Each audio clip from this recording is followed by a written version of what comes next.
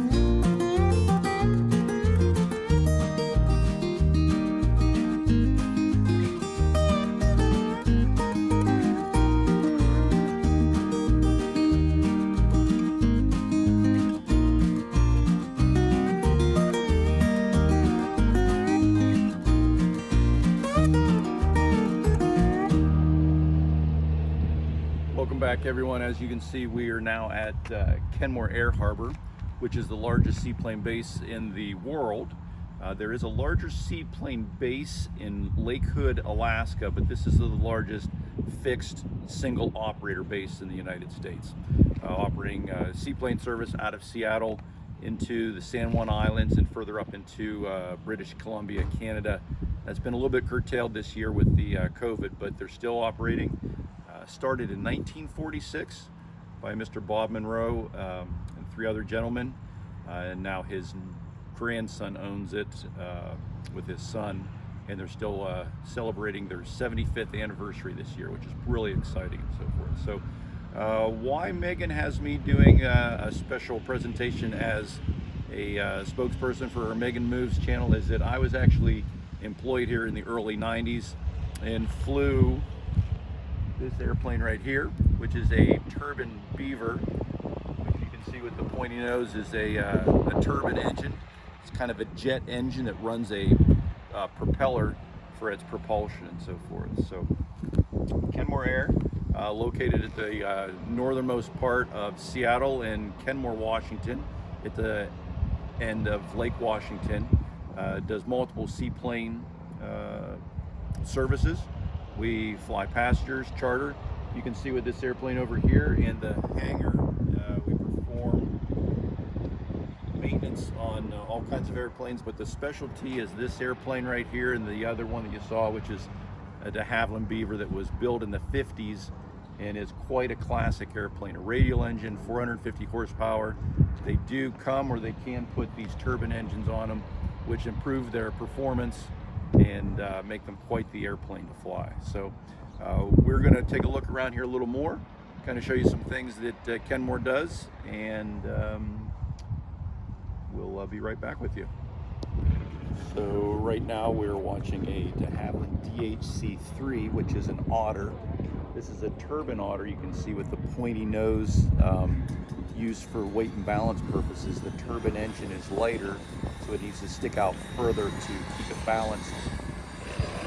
So they're turning this airplane out, and it is going to probably go to the San Juan Islands, because during COVID here, Canada has been closed off to Canadian travel. So this is a 10-passenger airplane, a pilot and 10 passengers, and it goes approximately 125 miles an hour. So kind of slow as far as air travel, but if we're able to get you some shots, you'll be able to see that it can take approximately 2,000 pounds, maybe a little bit more than that, and it can get off the water in a very short period of time, short distance. So you can't smell it, I realize, but the turbine fuel, the Jet A, is very strong in the air from the exhaust, which is kind of a good smell if you're a pilot. So we're on Lake Washington right now, and it will be departing to the south, because we have a south wind here with a nice day, the nice sunny day that we have.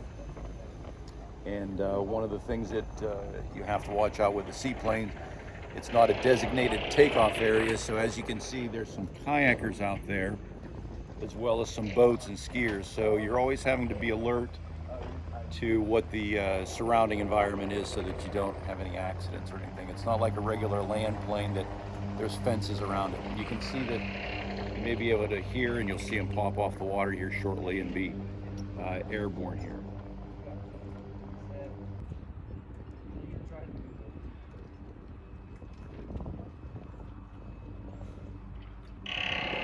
So the surrounding trees are approximately 500 to 700 feet.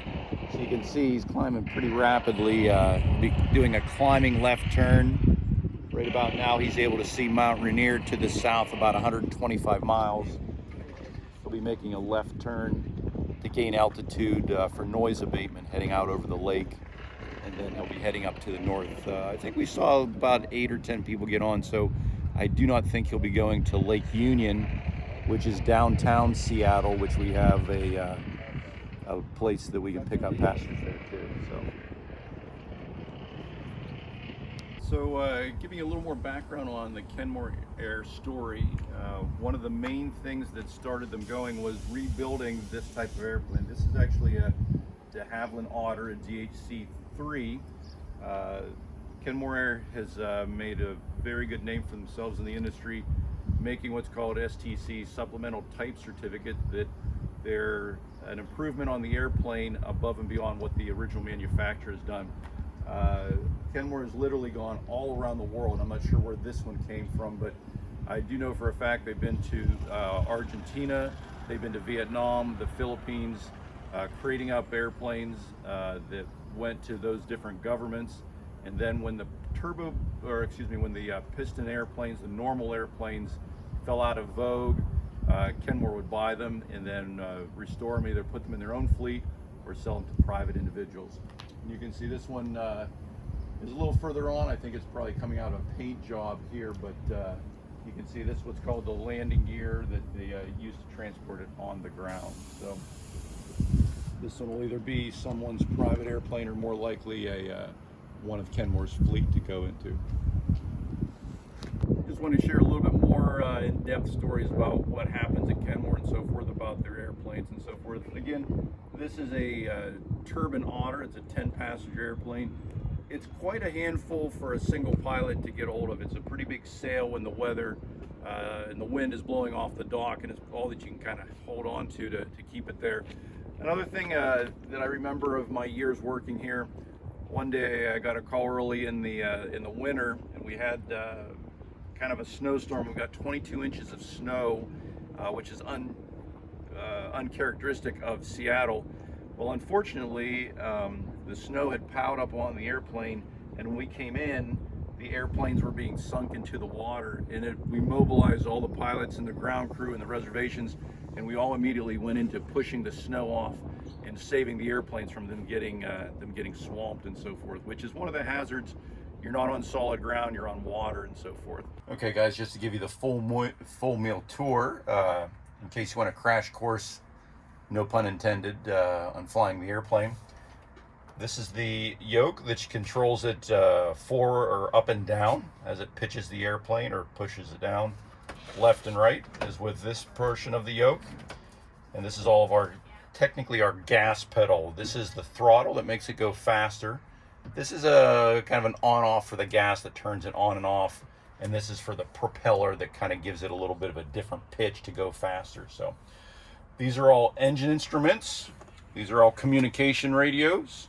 And these are all flight instruments here. This is called a 6-pack, obviously 6 gauges, artificial horizon, and then you kind of reference the rest of them when you're flying.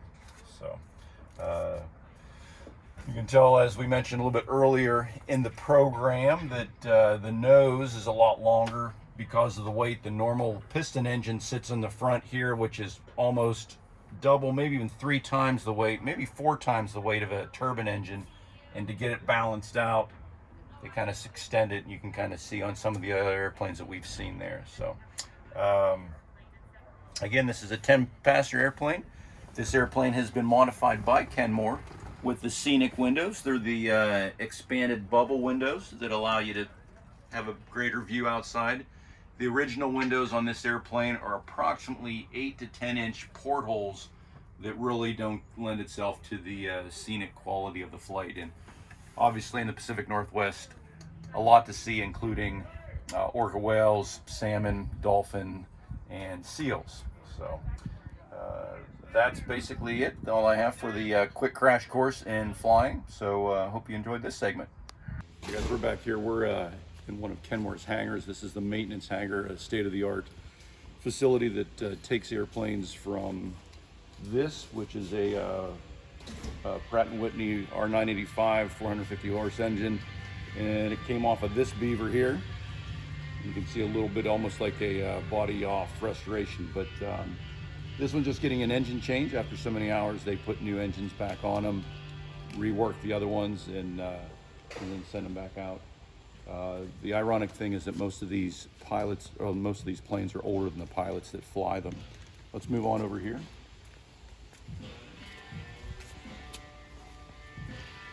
So this particular airplane here is owned by a lodge, the Kodiak Lodge, that Kenmore does maintenance on them, as well as their own airplanes.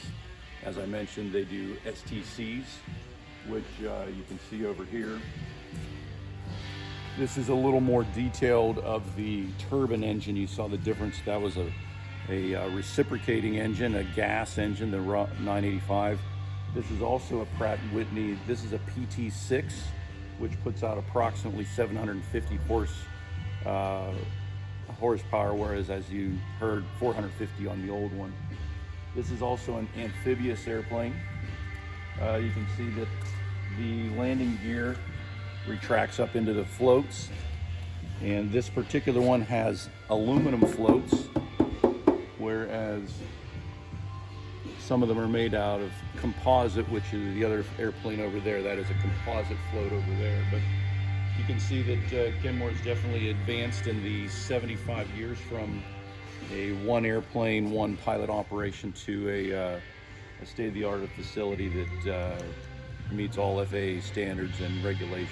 So just giving you a little more behind the scenes about what they do here, and I hope you enjoy this. Well, thank you so much for watching our Day 1 Seattle vlog. I'm super excited that we could get a behind the scenes tour here of Kenmore, and I hope you guys enjoyed that. So if you're ever in the Seattle area, I highly recommend coming and checking out the Kenmore Air Harbor. There's lots to see and do. They do awesome tours, and I'm really excited that we had my dad here so that we could have the behind the scenes scoop of Kenmore and all that they do here. So thank you so much for watching. If you're interested in keeping up with our future Seattle vlogs, we've got a lot more coming for you. Definitely hit that subscribe button, and we'll keep you posted in all that we are doing. So thanks so much for watching again. I gotta catch a ride, but we'll see you later.